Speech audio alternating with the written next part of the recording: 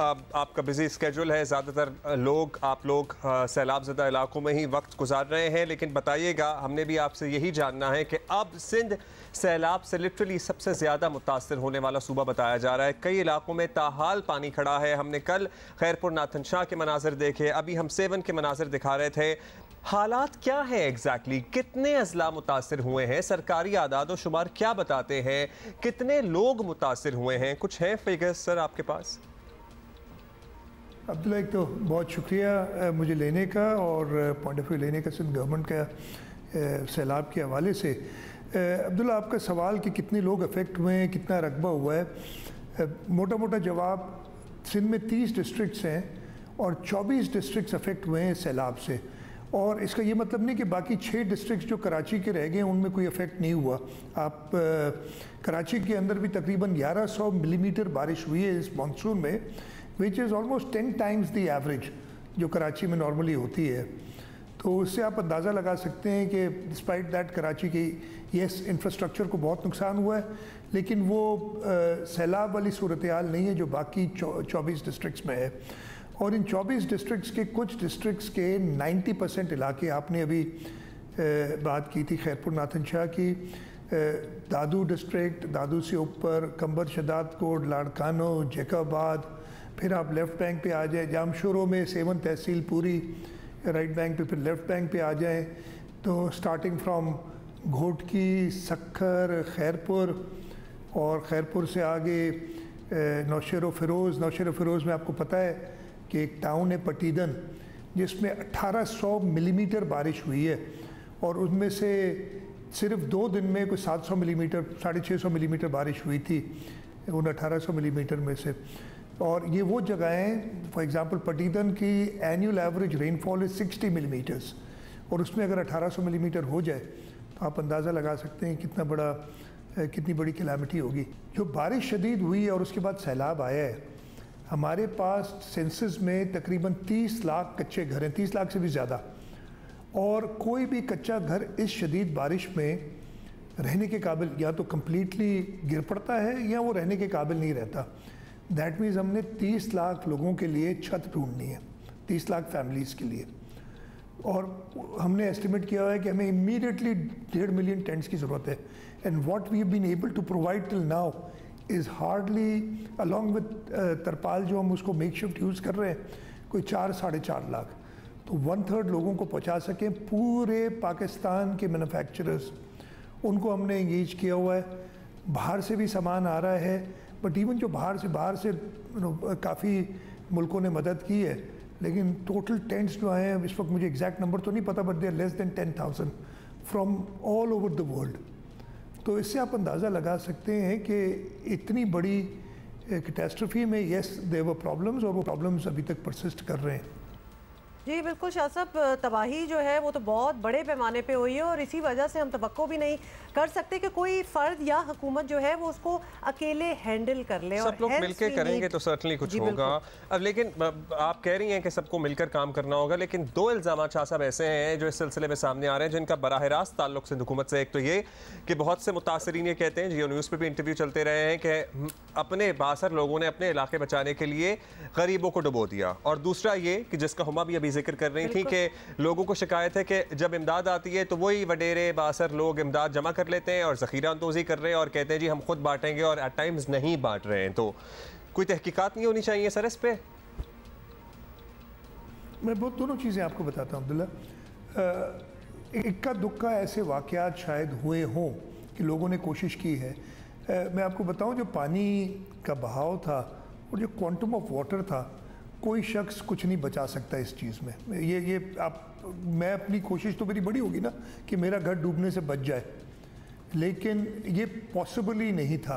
हाँ, कहीं कहीं प्रॉब्लम्स ज़रूर होते हैं, कि लोग कोशिश करते हैं कि जी पानी डाइवर्ट हो, हमारी तरफ ना आए, और कहीं अगर कट लगाना हो तो उधर बंदूकें लेके और लोगों के साथ खड़े हो जाते हैं। बट कहीं पे, और ऑब्वियसली आप लोगों को ये नहीं रोक सकते कि बंदूकें लेके वो आ जाते किसी जगह पे, लेकिन उसकी वजह से कोई चीज़ रुकी हो, ये कहीं पे भी नहीं हुआ है। ये मैं आपको बिल्कुल कैटेगोरिकली कह सकता हूँ। मैं आपको अपना एग्जांपल देता हूँ। जब हमने दरियाए सिंध पे ब्रीच करना था ताकि पानी निकले दरिया की तरफ एक जगह। मैं उस दिन सुबह गया, सेवन शरीफ का इलाका था, मैंने खुद जाके देखा कि क्या लेवल्स हैं पानी के दोनों तरफ, और इंजीनियर्स थे। फिर मैंने मिनिस्टर इरिगेशन से उस वक्त फ़ोन पे बात की, एक दो एक्सपर्ट से बात की, और उन्होंने मुझे कहा उस 10-11 बजे थे सुबह के कि जी दे सेड अराउंड सनसेट 6 बजे के बाद आप यहाँ पे ब्रीच करें। और मैंने वो ऑर्डर्स दे कि जी ये करना है, मैं आ गया। तकरीबन 8-8:30 बजे मुझे लोकली फ़ोन है कि जी उधर झगड़ा हो गया और लोग ब्रीच लगाने नहीं दे रहे। मैंने फ़ोन किया उधर कि जी क्या इशू है, तो उन्होंने कहा जी थोड़ा सा झगड़ा हो रहा है कि 100 फीट आगे हो या 100 फीट पीछे हो। That thing was resolve by 9 PM, before 9 PM that breach was done. अगले दिन जो अखबारों में ख़बर थी और इवन कुछ टेलीविज़न चैनल्स पे वो जो आधा 1 घंटा डिले हुई उसकी खबर थी कि बंदूकों के साथ लोग आ गए, उन्होंने इरिगेशन हमले को यरगमाल बना लिया, and so on and so fourth. अब वो अगले 2 दिन चलती रही। ये नहीं हुआ कि 2 घंटे बाद या 1.5 घंटे बाद वो मसला रिजॉल्व हो गया। इसी तरीके से रोडी कनाल पे हमारे साथ प्रॉब्लम हुआ था, मसला कुछ घंटों में रिजॉल्व हो गया, बट खबर वही आई और वो वीडियोस विजुअल्स भी आए होंगे कहीं कहीं कि ये लोगों ने किए। तो ये पानी जो है किसी अमीर गरीब को नहीं देखता। अल्लाह ताला इस वक्त में एटलीस्ट सबको बराबर करते हैं। चलिए, ये तो आपने एक्सप्लेन कर दिया। अब हम इसी से जुड़ी एक और मसले की तरफ इसलिए भी आना चाहते हैं क्योंकि ये बहुत ही अब तो खैर बहुत ही इस बात से टेंशन होना स्टार्ट हो गई है। सैलाब ज़्यादा इलाकों के अलावा भी बीमारियां फैल रही हैं, ख़ासतौर पे डेंगू अब जो वबाई सूरत जो है वो इख्तियार कर चुका है। तो जब डेंगू के मरीज़ सामने आने लगे थे, और हमारा ये बहुत कंसर्न है, हम ये बहुत अरसे से ये पूछना चाहते हैं कि उस वक्त हुकूमत ने ना स्प्रे किए ना कोई आगाही मुहिम की, तो अगर उस वक्त कर लेते तो अब शायद ये हालात ना होते। तो थोड़ा सा लैप्स इन जजमेंट नहीं हुआ वहाँ? ये बहुत बड़ा इशू है। इवन आई थिंक फ्लड से ज़्यादा बड़ा प्रॉब्लम इस वक्त हम फेस कर रहे हैं, जो बीमारियां फैल रही हैं। हमने अपने तरीके से तो इस वक्त तकरीबन 504 कैंप्स लगाए हुए हैं पूरे सिंध में, जिसके अंदर डॉक्टर्स और पैरामेडिक्स मिला के तकरीबन 2000 लोग काम कर रहे हैं। इसमें हमारे हेल्थ डिपार्टमेंट के हैं, हमारे प्राइमरी हेल्थ के लिए PPHI है जिसके साथ हम काम करते हैं वो हैं, और पार्टनर्स हैं जिसमें कुछ फॉरेन कंट्रीज़ भी हैं जिन्होंने अपने हेल्थ कैंप्स लगाए हुए हैं। But the problem is enormous, it's huge. मैं ख़ुद जाता रहा हूँ और मैंने लोगों की हालत देखी है। मलेरिया हो जाए, गैस्ट्रोइंटाइटिस की जो बीमारियाँ हैं वो हो जाए, स्किन डिजीज़, हम कोशिश पूरी कर रहे हैं कि उनको दवाएं पूरी तरीके से मुहैया हों। अगेन मॉस्किटो नेट्स हमें बहुत ज़्यादा तादाद में ज़रूरत है, और हमारी अपनी जो अभी रिक्वायरमेंट बढ़ती चली जा रही है। लेटेस्ट रिक्वायरमेंट इन्होंने कोई 5.5 मिलियन टेंट्स की बात, मॉस्किटो नेट्स की बात की है, और हम कोई 2-1 मिलियन के करीब डिस्ट्रीब्यूट कर चुके हैं। अगेन वी आर शॉर्ट इस चीज़ में। आज भी मेरे से 2-3 मुल्कों के डिप्लोमेट्स मिले थे और हमने उनसे कहा है, वो एक आए थे, वो फंड्स की बात करते, हमने कहा हमें पैसे कोई नहीं चाहिए, we want in kind, we can't find tents here, give us tents, हमें मॉस्किटो नेट्स चाहिए। दवाइयाँ हमारे पास आ रही हैं। डेंगू की आपने बात की, डेंगू ना सिर्फ सिंध, उन इलाकों में जहाँ सैलाब नहीं है उस पर भी बहुत ज़्यादा, इस्लामाबाद में डेंगू बहुत ज़्यादा फैला हुआ है और कराची के अंदर बहुत ज़्यादा है। हम जो भी रिसोर्सेज हैं उनको इस्तेमाल कर रहे हैं, उसको हम रोज़ाना मैं मॉनिटर करता हूँ। अब हमने डेंगू के लिए, जैसे कोविड के लिए किया था, हर अस्पताल में स्पेशल बेड्स बनवाए हैं डेंगू के, और उसकी मॉनिटरिंग कर रहे हैं। एक नंबर पे हम गाइड कर रहे हैं पेशेंट्स को कि कहाँ जाना है, जैसे हमने कोविड में किया था। तो ये इश्यूज़ हैं। You know, again I tell you कि it is an uphill task, और बहुत मेहनत करनी पड़ेगी हमें इस जो एपिडेमिक लेवल की चीज़ें हो रही हैं उनको कंट्रोल करने के लिए। जहाँ अब आप इस अपहिल टास्क का जिक्र कर रहे हैं, और हम वक्तन फ़वक्तन मुख्तलिफ NGOs को भी बुलाते रहते हैं, वो भी सब इन्हीं हालात के बारे में बताते हैं हमें कि बहुत बुरा हाल है। और इन काइंड जो आपने बात की है ना, टेंट्स और मॉस्किटो नेट्स की, वो हम दोबारा से यहाँ दोहराना चाहेंगे, बिकॉज हम भी यही कह रहे हैं, कैश गुड, लेकिन अगर ये चीज़ें जो प्रोवाइड कर सकती हैं, खासतौर पर जो कंपनीज़ हों, ओवरसीज़ से जो भेजना चाह रहे हों, प्लीज़ ये भेजें। अच्छा शाह साहब, ये सारी तबाही है, सैलाब और उसके आफ्टरमैथ का सिलसिला अभी जारी है, लेकिन इसमें अपोजिशन और particularly Pakistan Tehreek-e-Insaf early elections की बात करती है। उन्हें लगता है कि मुल्क के तमाम मसाइल का हल अर्ली इलेक्शंस में है। सिंध में हम देख रहे हैं अभी तक काफ़ी संगीन सूरत हाल है। अगर कोई वक्त से पहले इंतखाबात की बात होती भी है तो कब तक आपको लगता है कि पॉसिबल हो सकता है? क्योंकि अभी तो पानी खड़ा हुआ है, चंद महीने तो ये पानी उतरने में लग जाएंगे। तो do you see a timeline there?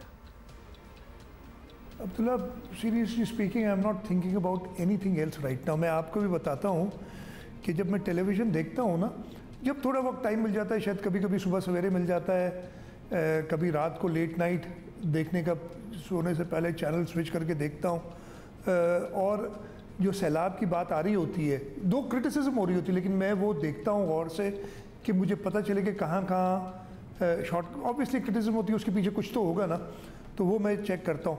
जहाँ ये अपोजिशन और इलेक्शंस और इनकी बात आती है, आई स्विच दैट चैनल। मैं सुनने के लिए भी तैयार नहीं हूँ कोई ऐसी बात, इसलिए कि मेरा दिमाग, मेरी जो पूरी एनर्जीज़ हैं इस वक्त लगी हुई हैं, तो पता चल रहा हो या ना चल रहा हो, लेकिन इतना बड़ा ये टास्क है। मैं आपको बताऊं, 2010 का फ्लड, 2011 का फ्लड, वो सिंध के अंदर 4 से 5 डिस्ट्रिक्ट में रिस्ट्रिक्टेड था। ये फ्लड 24 डिस्ट्रिक्ट्स में है। It is on going.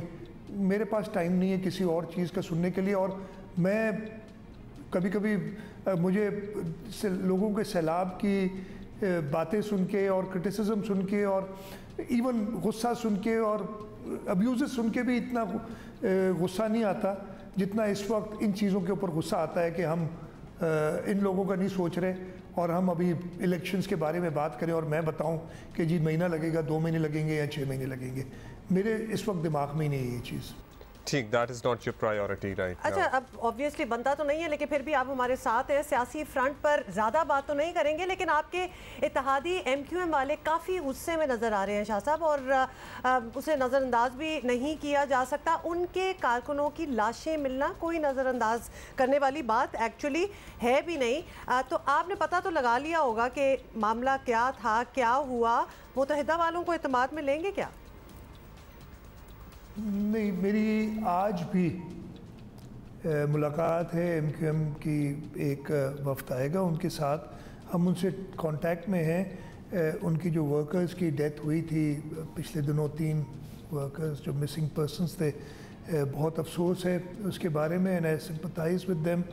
ऐसा किसी के साथ नहीं, ड्यू प्रोसेस ऑफ लॉ होना चाहिए। मैं अगर मेरा कोई जुर्म है तो मुझे बाकायदा उसके लिए ट्राई करके और जो सज़ा देनी है वो दी जाए। उस सिंपैथाइज विद देम, जो भी ऐसी चीज़ है। हम अदरवाइज़ पूरी कोशिश कर रहे हैं कि MQM के साथ, और अगेन MQM प्रोविंशियल गवर्नमेंट में हमारे साथ कोलेशन में नहीं है। यस, फेडरल गवर्नमेंट में there is a broad coalition जहाँ पे people's party PMLN led coalition है, MQM भी है।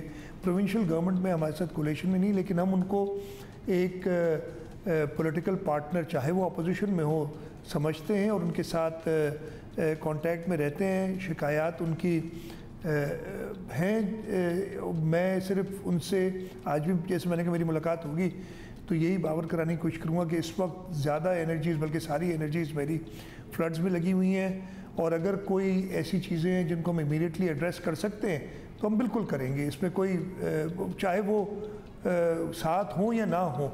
जब मुत्तहिदा कौमी मूवमेंट अपोजिशन, अभी तो जैसे मैंने कहा फेडरल गवर्नमेंट में कोलिशन में, लेकिन जब अलग भी थी तो उनके जो एक मैच्योर पॉलिटिकल पार्टी की हैसियत से हम उनके साथ हमेशा डायलॉग में रहते थे अगर कोई कंस्ट्रक्टिव बात हो। आपने कहा पॉलिटिकल पार्टनर है, लेट्स सी, वैसे आपकी मुलाकात है और राना सना भी आ रहे हैं बाद आज आरजी मरकज़ जिसको MQM कहती है, वहाँ पे वो दौरा भी करेंगे। लेट्स सी वहाँ उनसे क्या बात होती है MQM की। लेकिन एक शिकवा शाह साहब आप तक पहुँचाना है, और वह शिकवा है हर कराची में रहने बसने वाला इंसान का शिकवा कि कराची में सड़कों का आप हाल देख ले, हर 30 सेकंड पे एक गड्ढा आपको मुँह चिढ़ा रहा होता है। स्ट्रीट क्राइम की वारदातें भी आपके सामने, जिस पे बाय द वे AIG साहब कहते हैं कि कराची वाले एवं ही वावेला करते हैं, ऐसा कोई मसला है नहीं। तो आपको लगता है कि हम बिल्कुल गैर ज़रूरी परेशान होते हैं?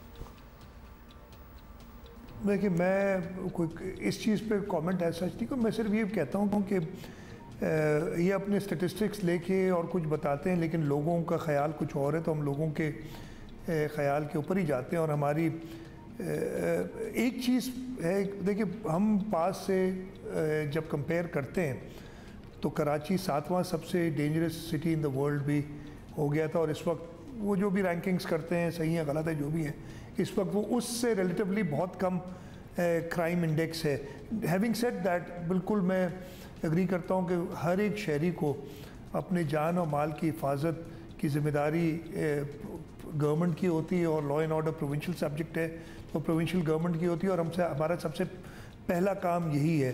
तो इस हद तक तो मैं बिल्कुल एग्री नहीं करूँगा, और हमें कोई एक शिकायत भी आती है तो उसको वन टू मैनी समझ के उसको वैसे डील करना चाहिए। जहाँ तक अब्दुल्ला आपने सड़कों और इंफ्रास्ट्रक्चर की बात की, आप बिल्कुल दुरुस्त हैं, लेकिन मैंने शुरू में आपको बताया था कि कराची के अंदर भी 1100 मिलीमीटर बारिश हुई है, विच इज़ 10 टाइम्स नॉर्मल जो बारिश होती है कराची की, और उसकी वजह से इंफ्रास्ट्रक्चर में शदीद नुकसान हुआ है।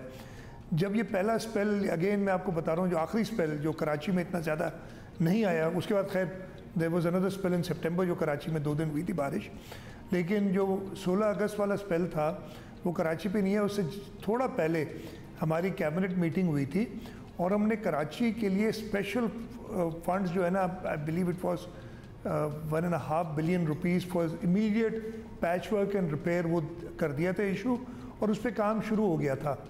और हमने डैमेज नीड असेसमेंट भी पूरी कराची की है, और इस वक्त तो खैर पूरे सिंध की जो हालत है वो आप समझ सकते हैं, लेकिन इंशाल्लाह ताला in the next few months, और काम ऑलरेडी शुरू है, in the next few months हम इंफ्रास्ट्रक्चर को एटलीस्ट उस लेवल पे ले आएंगे जो 1 जुलाई 2022 से पहले था in the city of Karachi.